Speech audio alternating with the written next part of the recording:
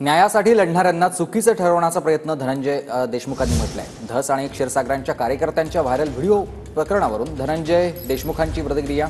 कायदा सर्वांसाठी सारखा आहे, गुन्हा करणाऱ्यांना शिक्षा मिळणार असे देशमुख म्हणाले। मुख्य सूत्रधाराला पाठबळ देणाऱ्यांनाच बाहेर काढण्याचा बालाजी तांदळेचा कट आहे। धनंजय देशमुखांची ही प्रतिक्रिया।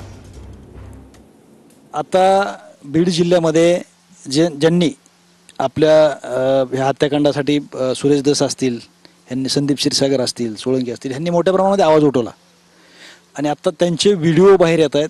काय वाटतं आपल्याला ही प्रोसिजर?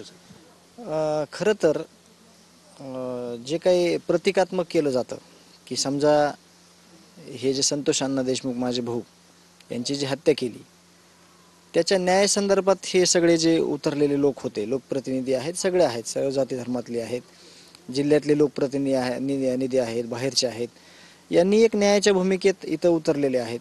तर त्यांना कुठंतरी चुकीचं ठरवण्यासाठी किंवा याच्यासाठी ही गोष्ट असू शकते, परंतु कायदा सर्वांसाठी सारखा आहे। ज्यांच्याकडून चुका झाल्यात त्यांना शिक्षा भेटणार आहे।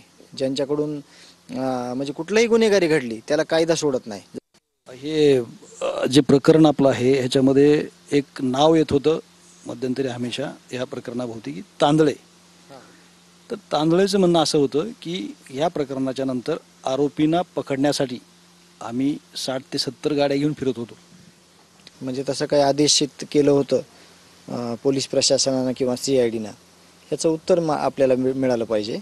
कारण तो त्याने जे कृत्य केलं, आम्हाला जेवढी माहिती ती मिळाली ते अशी होती की हे जे खालचे जे काही गुन्हेगार आहेत त्यांना पकडायचं आणि जो याच्यातला मुख्य सूत्रधार आहे, त्या सूत्रधाराचा मुख्य माणूस आहे जो की त्याला पाठबळ देतोय, त्या लोकांना बाहेर काढायचं। ज्यावेळेस कळलं की याच्यामध्ये पूर्ण सगळी टोळीच आहे, त्यावेळेस मग ह्यांना पस्तावा व्हायला, ते जे लोक आहेत ते पकडून दिलेले त्यांना पकडल्याचा पस्तावा ह्यांना झाला।